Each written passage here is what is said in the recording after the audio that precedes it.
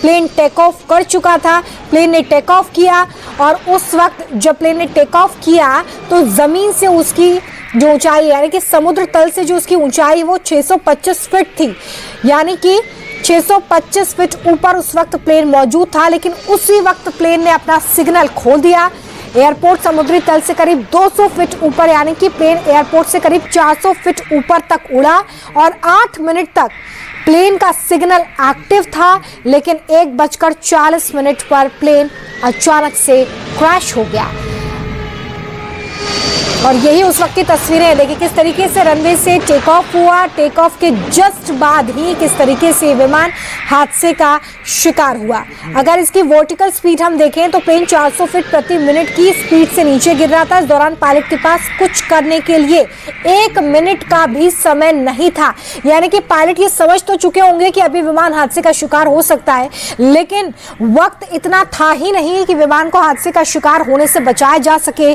लेकिन एटीसी को एक important message pilot Sumit Sabharwal की तरफ से दिया गया। उन्होंने मेडे इमरजेंसी कॉल किया एटीसी को। मेडे हम आपको यहाँ पर बताते चलें कि मेडे उस गंभीर श्रेणी में पायलट की तरफ से एटीसी को भेजा जाता है जिसमें पायलट ये बताना चाहते हैं कि अब एक इमरजेंसी सिचुएशन है जिससे विमान को खतरा है, विमान में मौजूद यात्रियों को खतरा है, या अगर प्लेन कभी हाईजैक हो जाए या और किसी तरह की कोई भी दिक्कत पायलट को महसूस होती है तो वो तुरंत एटीसी को मेडे मैसेज भेजते हैं ताकि वो ये बता सके कि यह प्रॉब्लम हुई है। उसके बाद एटीसी की तरफ से तमाम इंतजाम उस वक्त उस एयरलाइन को प्रायोरिटी में रखते हुए दिए जाते हैं। लेकिन ये मेडे कॉल जब तक एटीसी के पास पहुंचा और एटीसी ने जब इस पर रिस्पॉन्ड किया तब तक विमान पूरी तरीके से सिग्नल से बाहर हो चुका था। पायलट के पास जो मैसेज पहुंचा एटीसी की तरफ से वो उसे रिसीव नहीं कर पाए। उसके बाद ही ये विमान हादसे का शिकार हो गया। देखिए एक्सपर्ट्स जो हैं वो ये भी कह रहे हैं कि अगर ये प्लेन थोड़ा सा ऊंचाई पर होता तो बचने का समय मिलता। एक्सपर्ट्स ये भी बता रहे हैं कि एयरक्राफ्ट समुद्र तल से करीब 625 फीट ऊपर था। अगर ये ऊंचाई और ज़्यादा होती यानी कि अगर ये ऊंचाई तकरीबन 30-35 हज़ार फीट पर होती तो यहाँ पर समय ज़्यादा मिलता इस विमान को संभालने के लिए, कई लोगों को बचाया भी जा सकता था।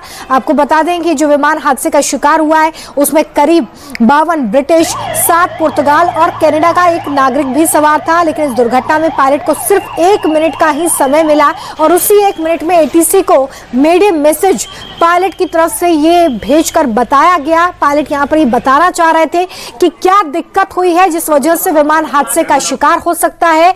लेकिन वो मैसेज क्या था, वो क्या बात थी जो पायलट यहां पर एटीसी को बताना चाहते हैं, ये समय रहते नहीं बता सके और उससे पहले ही ये विमान हादसे का शिकार हो गया। लेकिन अब जब इस पूरे मामले की जांच होगी, विमान हादसे की असल वजह की जांच की जाएगी, तब वो ब्लैक बॉक्स काफी इंपॉर्टेंट हो जाएगा क्योंकि ये ब्लैक बॉक्स उस वक्त प्लेन में ही मौजूद होता है। एटीसी के बीच में और पायलट के बीच में जो भी बातचीत होती है वो सारी बातचीत ब्लैक बॉक्स में रिकॉर्ड होती है और चाहे विमान हादसे का शिकार भी हो जाए तब भी ये ब्लैक बॉक्स सेफ रहता है, डिस्ट्रॉय नहीं होता है। अब यहाँ पर जब मलबे को हटाकर छानबीन की जाएगी तो उस ब्लैक बॉक्स को ढूंढने का प्रयास किया जाएगा और उससे ये पता लगाने की कोशिश होगी कि आखिर सुमित सबरवाल एटीसी को क्या बताना चाह रहे थे। और देखिए इस बीच बहुत सारे वीडियोस भी सामने आ रहे हैं और ये वीडियो इस वक्त जो आप अपनी टीवी स्क्रीन पर देख रहे हैं, आकाश नाम के एक पैसेंजर ने ये वीडियो जारी किया है। दरअसल 2 घंटे पहले इसी विमान से आकाश पहुंचे थे। आकाश ने विमान के अंदर कई गड़बड़ियां भी बताई थी। क्रैश होने वाले विमान में गड़बड़ी का दावा इस पैसेंजर जिसका नाम आकाश बताया जा रहा है वो कर रहे हैं। उन्होंने ये बताया है कि दरअसल मैंने 2 घंटे पहले ही इसी विमान से ट्रेवल किया था और जब मैं इस विमान में ट्रेवल कर रहा था तब मुझे इस विमान में बहुत सारी गड़बड़ियां दिखी। उन्होंने बाकायदा इसको लेकर एक वीडियो भी जारी किया है और इस वीडियो के जरिए उन्होंने ये दावा किया है कि दरअसल प्लेन के अंदर काफी गड़बड़ी थी और शायद ये वही गड़बड़ियां हैं जिन्हें नजरअंदाज कर दिया गया और नजरअंदाज करने का खामियाजा यह है कि आज 242 यात्री इस दुनिया में नहीं है, क्योंकि जिस तरीके से दुर्घटना हुई है, जिस तरह से दुर्घटना हुई है, उसके बाद ये अंदाजा लगाना मुश्किल है। देखिए ये वीडियो है जिसमें वो बता रहे हैं कि देखिए कितनी गड़बड़ियां इसमें हैं। वो यहाँ पर लगातार इस रिमोट का इस्तेमाल कर रहे हैं, लेकिन रिमोट वर्क नहीं कर रहा है। वो इस तरह की गड़बड़ियां यहाँ पर बताते नजर आ रहे हैं कि वो यहाँ पर जो सामान, जो गैजेट्स वहां पर विमान के अंदर मौजूद होते हैं, जब वो इसे ऑपरेट करने की कोशिश कर रहे हैं तो दे आर नॉट वर्किंग, मतलब कि वो सुचारू रूप से काम ही नहीं कर रहे हैं। देखिए ये डिस्प्ले भी, जिसपे वो टच स्क्रीन होगा, वो टच करके इसे यूज करने का जब प्रयास कर रहे हैं तो वो इसे यूज नहीं कर पा रहे हैं। तो इस तरह की गड़बड़ियों का जिक्र